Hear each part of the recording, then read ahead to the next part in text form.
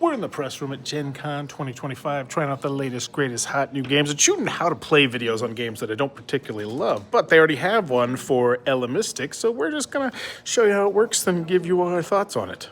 The game is a really simple micro game that takes the course over 3 rounds. So the first round, you are going to draft cards. You'll have 1 in your hand, and there will be 6 out here.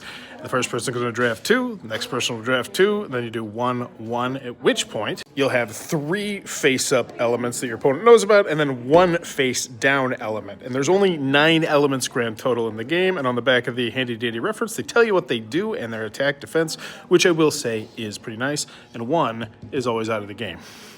But with these cards, you're now going to move on to phase 2, where you're going to play them. And when you play them, you have the decision to put them either on the front, which means at the end you'll get to use the ability, except there's one that has like an immediate ability. So that would be on the front, or you can put it on the back, where you're only going to be looking at the defense-offense modifier up top. Once you've played 3 of your 4 cards, you're then going to move on to the resolve phase, where you'll take a look at the speed. I have 8, there's 4 over here, which means we're gonna do my special ability first, and then I'll attack, and the attack is you count the attack up and you go up against the player's defense, and you deal the damage, and then you rinse, wash, and repeat by flipping these sometimes to see who's going to draft first or play first. But that's the basic flow of the game. Nothing really changes much from round to round. Adam, after your second gameplay of Elemystic, what are you thinking? I don't care for the initiative. The speed thing? Yeah. But that's not your only complaint, right? Like, that's not what defers you from the game, is it?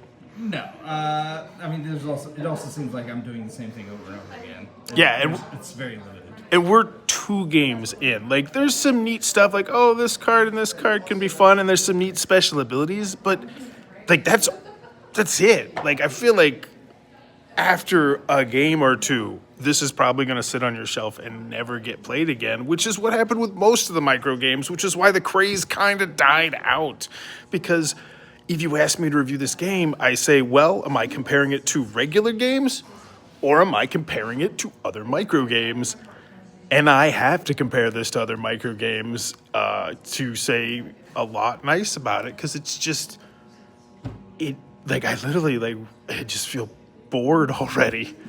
And yeah. I like a lot of going on. It's just, I need more, you know? For me to ever... This is Adam passionately being frustrated with this game. I'm telling you, there's no way that I could ever impact that, because this fire is at a 6 and I can't interact with you because you're always going to have a number higher than that. You just don't get the game design. You just... Yeah, it just... Because of the limited number of cards, you are always